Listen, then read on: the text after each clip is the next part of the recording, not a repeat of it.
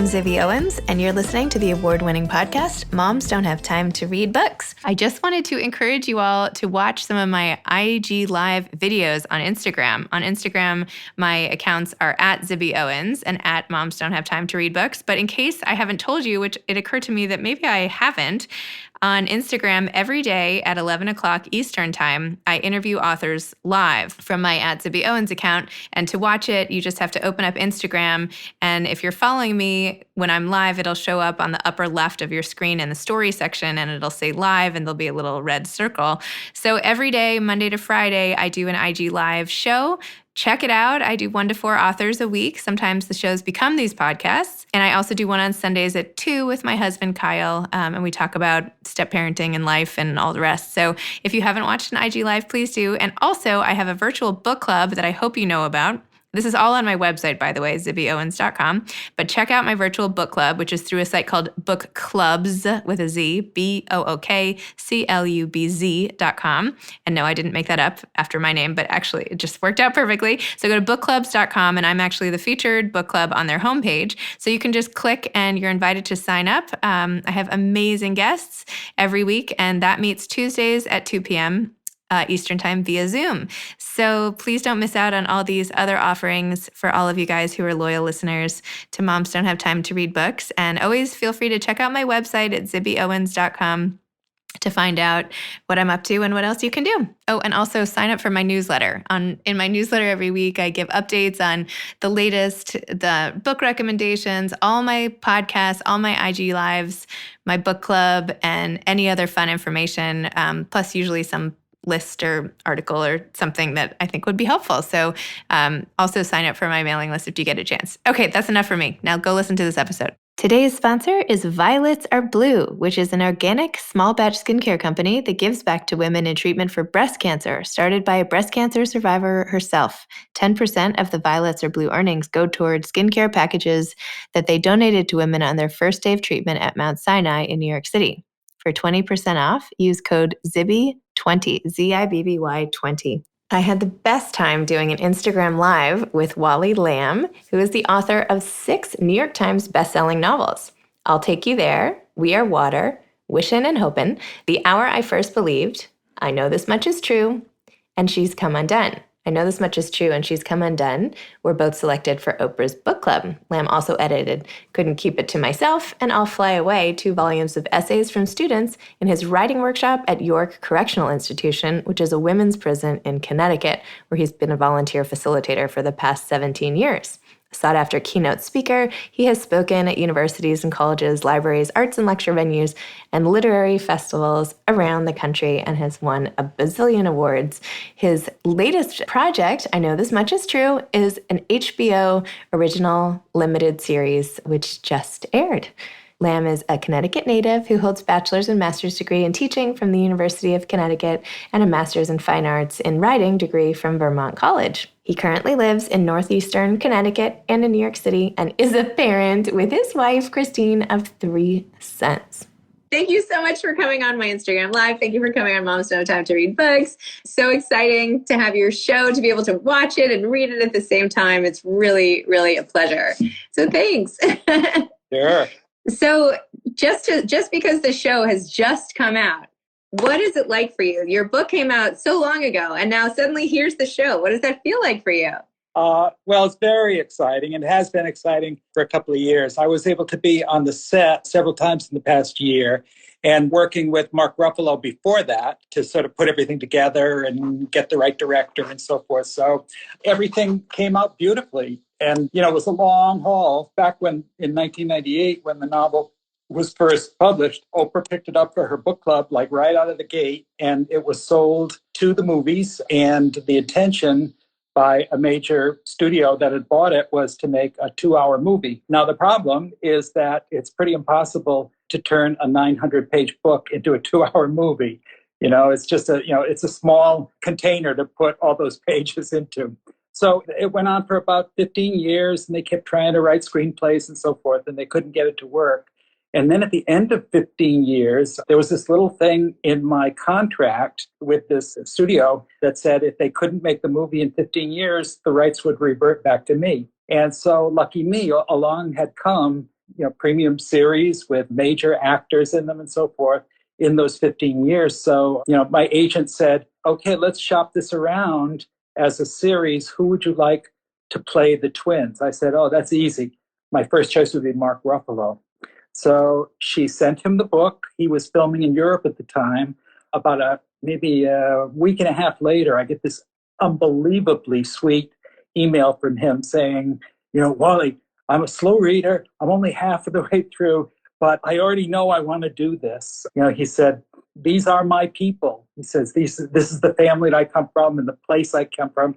He was talking about, the similarities between my working class background and his. And he just jumped on and was loyal for the next, I think, couple of years until we got the right producer and the right director, who is Derek Cianfrance. Amazing, amazing talent between the two of them, and everybody else who kind of plugged into this whole project.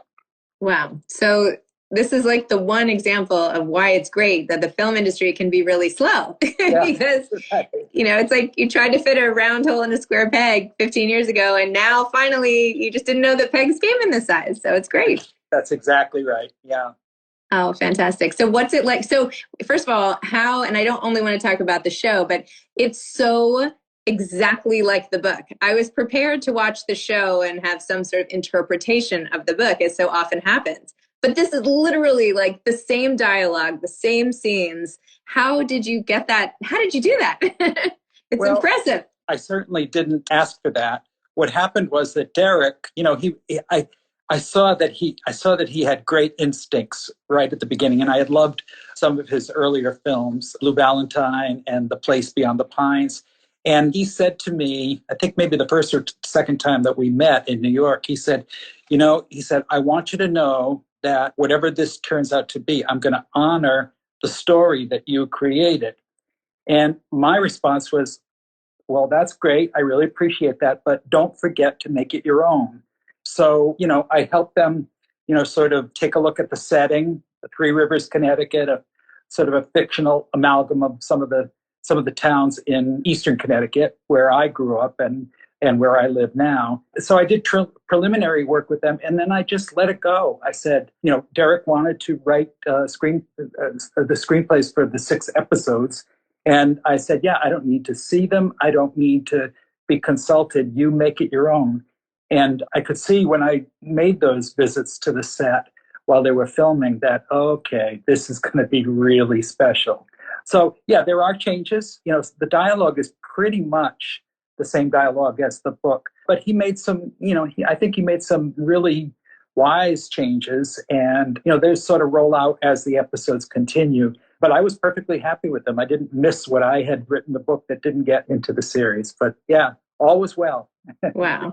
And so what is it like for you sort of sitting on the couch, or I'm assuming, what's it like for you just turning on the TV and here is this project that's been in your heart and your world for so long, and suddenly, finally, it's up there? Like, what was that feeling like for you? Did you have like and now in quarantine too, I'm sure ordinarily you would have had a big to do, but what was it like for you?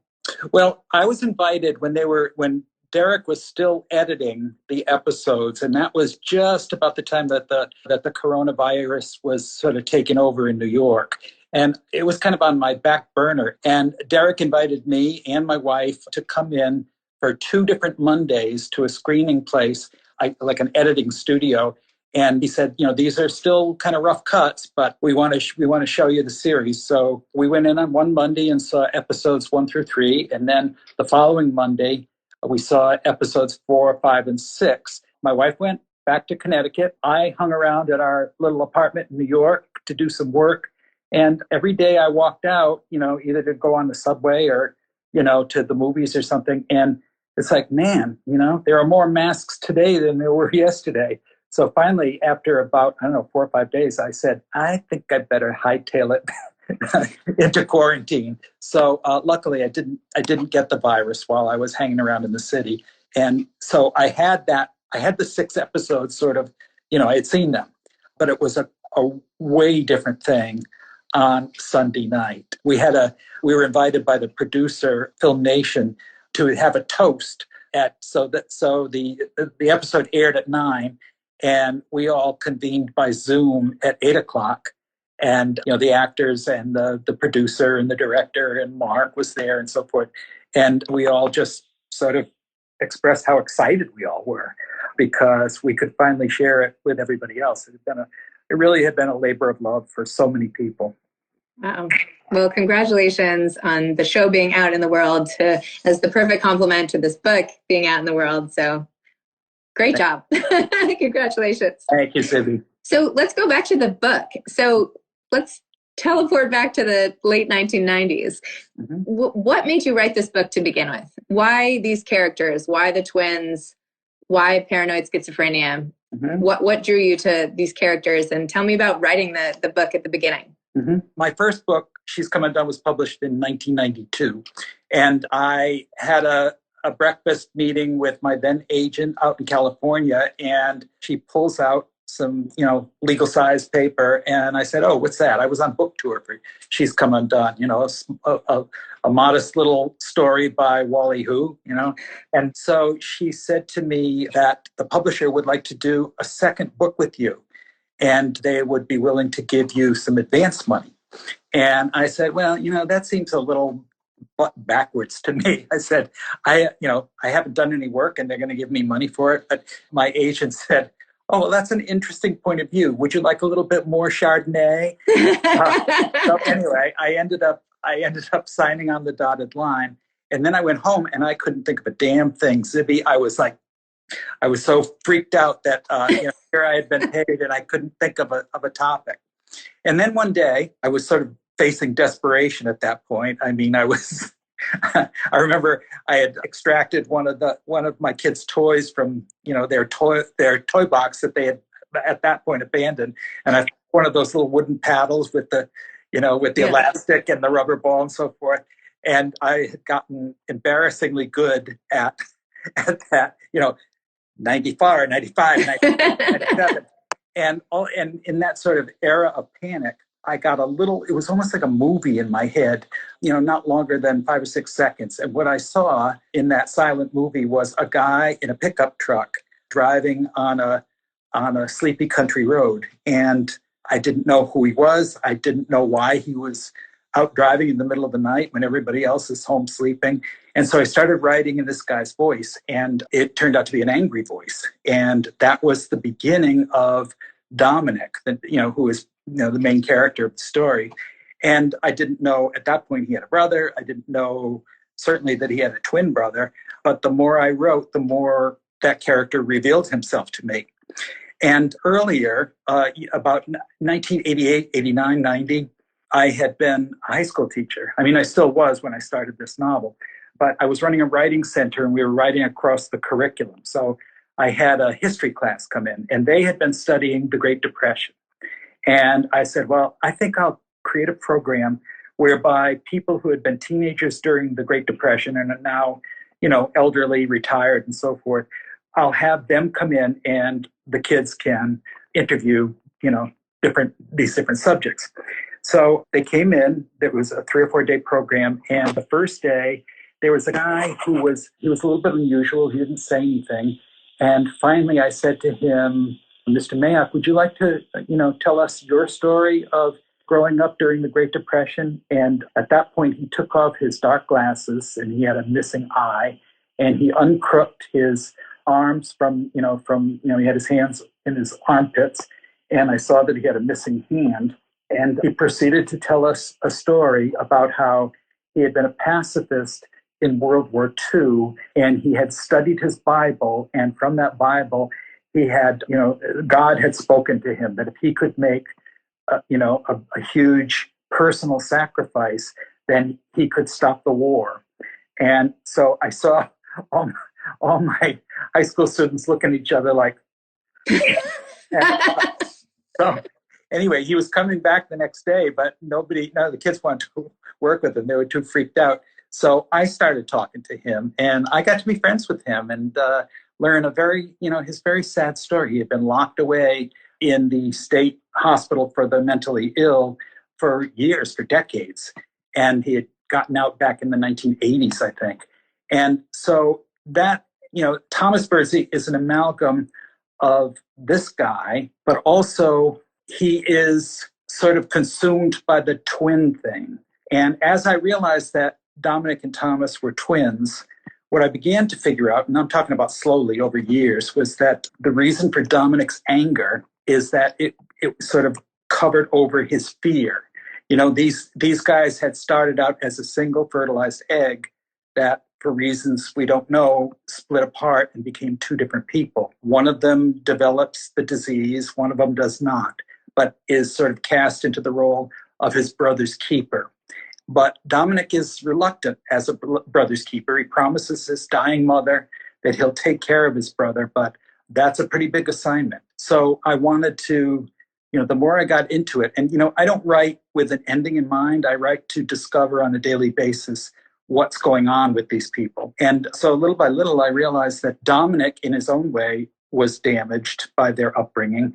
And then it calls into question, things like nature or nurture, which is the dominant one. Did Thomas develop the disease because of his environment or because of his biochemistry?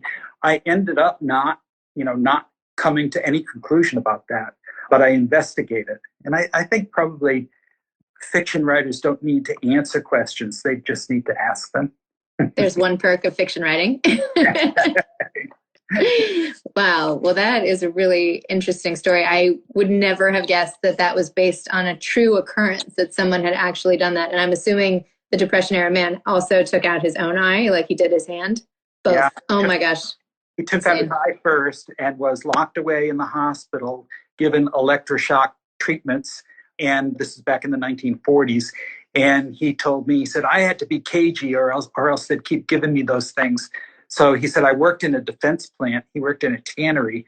And he said, I promised that I would go back and work, in this defense plant if they would let me out. And they did let him out. And then a year to the day later, he cut off his hand. And there is a biblical dictate in there, if thy right eye sinneth, pluck it out, for the Lord and cut off thy right hand and so forth. I do. When I went on a book tour back in 98, 99, I had many people come up to me from the audience afterwards and say, did you write that based on so-and-so? And, they gave me names that I didn't know. And I realized that, that had motivated a lot of people to mutilate themselves. And, there were a lot of examples of that. Wow. When you were on book tour, did people ask if you shared some of these pacifist beliefs? Yeah. And that was, this was in the time after the Gulf War, but the wars were still stirring around, and I was very candid about that. Yes, I do feel that war is a waste, and I still feel that way. And so, ironically, here's this guy, Peter Mayock, who was certifiably crazy, and to some people, and yet he and I thought alike in terms of politics. Interesting. When you were working on this book, did you have to do a lot of research on paranoid schizophrenics, or did you go, I know you've done a lot of in-depth work at different prisons. Did you do similar work at state institutions like Hatch and all the rest? No, what happened was, I had grown up in Norwich, Connecticut, which housed the largest state facility, for the mentally ill. Huge campus, lots of different buildings and so forth.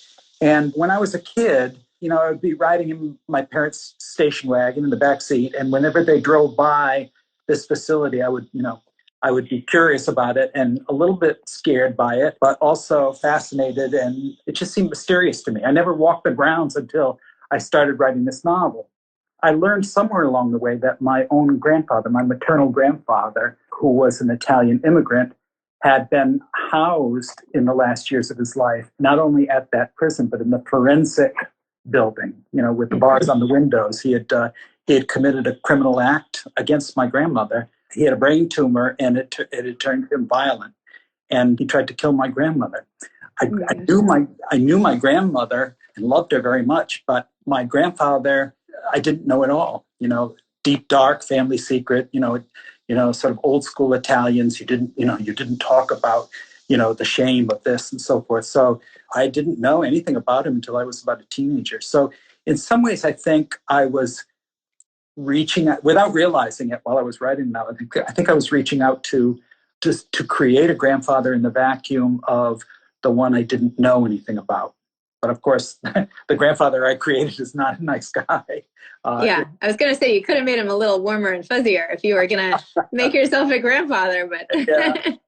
But anyway, it came from that too. That my curiosity about mental illness. Did I do a lot of research? Well, the first research I did was I got myself a tour of the Norwich State Hospital in its closing days. It was closing down building by building. I think there were 2 buildings left, and this was it would have been the early 90s. And during the tour that I got, I buttonholed a psychiatrist who happened to be walking by, and I was introduced to him. And I said, "Hey, Doc, I got this character." And at that point, I had started writing Thomas, but I didn't know, what his mental illness was.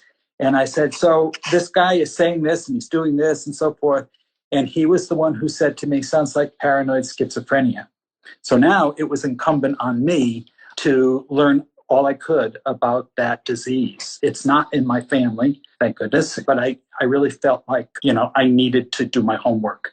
And the best homework, obviously I read a lot of books, I read a lot of articles, but the most useful research I did was talking to people, family members of people who have this disease, psychiatric nurses, that kind of thing. Wow. And then you end up writing a 900-page book about it. How did you do that? How did you keep it all straight? I know you said you didn't have an ending in mind, but was this like did you write it by hand? Did you write it on the computer? Did you have papers everywhere? Like, what was it like, and how long did it take for you to craft the whole narrative? Yeah. Well, She's Come Undone, my first novel, I had written all in longhand with big pens and loose leaf paper. But then I got, very modern with number 2, and I had one of those 800-pound computers with dot matrix printer and all that kind of stuff. And so I started writing, with the technology that was available at the time. And it just sort of lived in the hard drive of my computer for years. I had index cards all over the wall in the office where I wrote, so that if I forgot a section or if I forgot something that had happened or a date or something, I could just look up and see that. So I had those kind of visual aids. I don't know, it took me 6 years to write that novel. Somewhere around year number 4, I decided, I should probably print this out to see how long it is. And when that dot matrix printer was still going about an hour and a half later, I said, who the hell is going to read, a book this long? But, I just kept going because I needed to find out what was going to happen. And when it came in at about 900 pages, with a great deal of trepidation, I sent it off to my editor, and she said the whole story was worth it, and they were gonna print it, with some editing, but as is. So. Wow. That's lucky. Amazing. It wasn't luck. It's really fantastic. I wonder if that would happen today, if editors would be like, sure, no problem, 900 pages. I feel like it's harder and harder to do that. But yeah, I think because of the technology and maybe other factors too, I think all of our attention span is sort of reduced from what it used to be. But I don't know. Thank goodness too, Film Nation and HBO decided to go with a 6-episode series as well. That's true.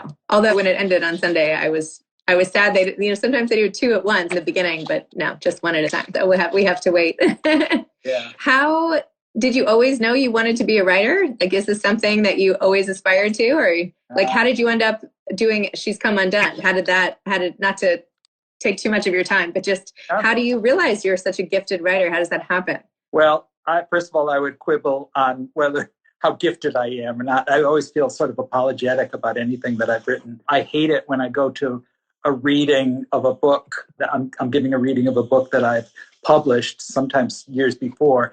And I hate it when people are sitting in the audience reading along from their copy of the book, because I'm still fixing it, from in front of the microphone. I'm changing this and that and everything because, I feel that my writing is, imperfect. But as far as how I started, I didn't want to be a writer. I talked to a lot of writers who were journaling when they were, 8, 9 years old.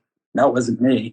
I was too busy, plopped in front of the TV, watching things. But I did always draw. And I love drawing still. I did, when I wasn't watching TV, I was drawing, and sometimes doing both at the same time. And I think that was, without realizing, that was my leg up into preparing to be a fiction writer. Also, as far as She's Come Undone is concerned, I grew up in a very girl-centric neighborhood. I have two older sisters. I always wanted a brother. That never happened. And every other kid on the street on McKinley Avenue, where I grew up, was a girl. And there was one boy, Vito Signorino, but whenever I went outside, he used to throw rocks at me. So, Oh, no. it wasn't exactly a good material for a playmate.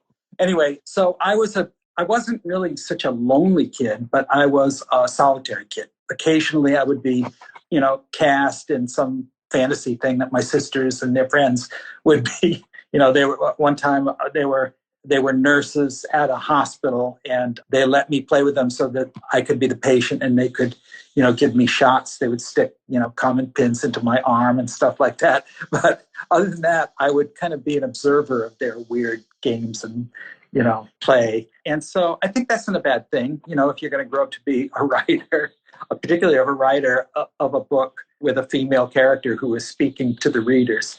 And so all this is, Monday morning quarterbacking, this is looking back on a life. But I think all of those things, and also the fact that I was a high school teacher for about 25 years, and about maybe 9 years into teaching writing, in the English classroom, I became a writer myself. I hadn't been that in the early years of my teaching. And when I started writing fiction, I threw out all that I thought I knew about how to teach writing. And instead of assigning writing, I would play games with the kids to figure out, so they could figure out what they wanted to write about, or more importantly, what they needed to write about.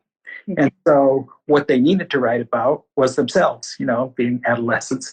And so now I'm on the receiving end, particularly with the girls, of a lot of confessional kind of writing. And I think that helps me to, I certainly didn't steal anybody's life or story or anything, but I think that helped me to figure out the voice of Dolores. And that.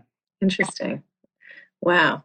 Well, I'm glad you weren't. I mean, I can't imagine you being my high school English teacher and then going on to write all these books. I feel like I would be very intimidated in that classroom. Well, they didn't know that was going to happen. Yeah, okay, fine. That's true.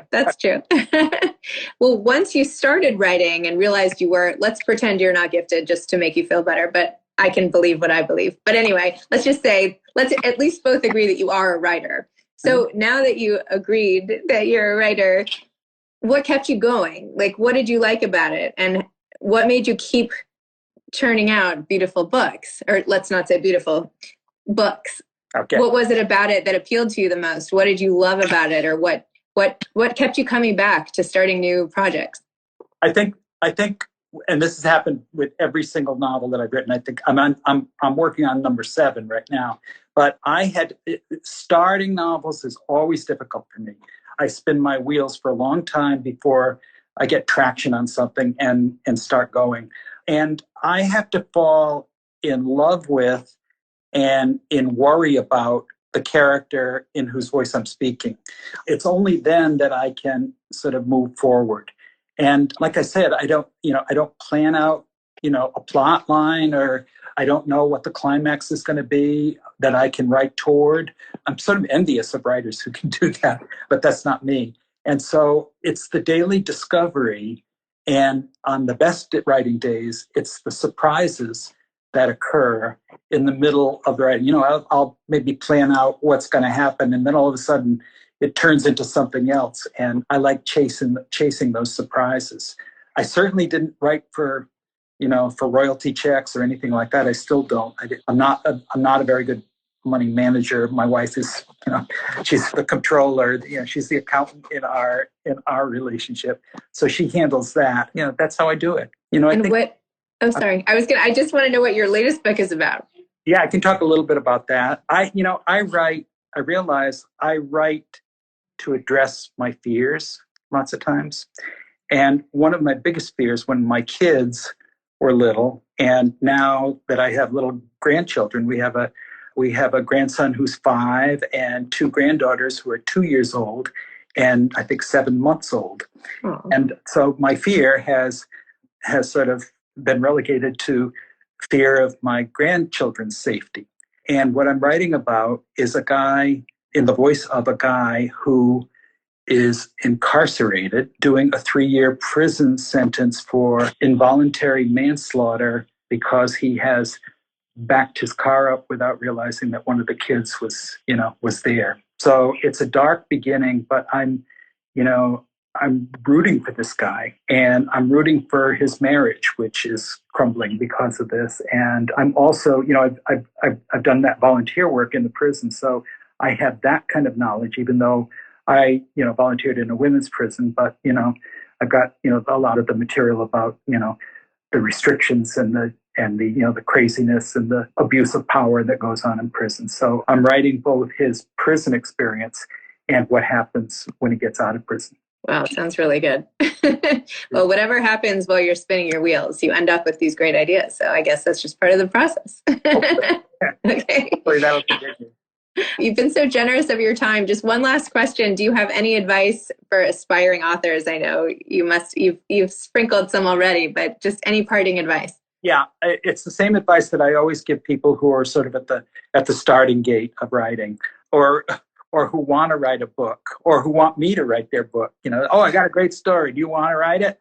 But if you're serious about writing, then I think that what you need to do is dispel your fantasies about what's going to happen when it's finished. What you need to do is get excited about what's happening as you're writing it. Reject any fantasy you have of bestsellerdom. That's a crapshoot. That's like winning a lottery if it's going to happen. But what you need to do is humble yourself to the process, and you need to realize that nobody gets it right in first draft. My first drafts are kind of embarrassing, actually. But you humble yourself to know that real writing comes in rewriting and revising. I also feel that if people do what I did, which is join a writing group and stay with it and not only give feedback to other writers, but also receive feedback in a humble and generous way, that both of those things teach you how to be a writer. Excellent. Well, thank you so much. Thank you for coming on Moms Don't Have Time to Read Books and this Instagram Live. And I'm so excited to watch the rest of your show. And now that I read it after college, and now I'm reading it again. And this is such a treat for me and for my listeners, I'm sure. So thank you so much, and congratulations. Thank you. And despite the technical difficulties at the beginning, I really enjoyed this exchange. Zibby, you had great questions, and I was instantly, once I mastered the technology, I was instantly comfortable being your interview. Oh, good. I'm so glad to hear that. That makes me happy. Sorry about my kids. I can't believe it. But anyway, these things happen. Can you tell me their names and their ages? I'll tell you their ages, but they're 5 and almost 7. And then I also have twins that are about to be 13. Oh, wow. Yes. Yeah. Identicals or fraternal? Fraternal, boy, girl. Although I do have identical twin uncles. So I had them in mind as I was reading about Dominic and Thomas. So my wife and I are doing, our grandkids live in New Orleans, and we're doing like literacy lessons. We have class with our 5-year-old Ethan every weekday, and sometimes on the weekends too. Aww. That's a lot of fun. That's so nice to do that. Yeah, no, I try to homeschool, and I don't know. I don't know who's more frustrated, them or me, but I don't know how people do it. I don't know. Just doing our best every day, one day at a time.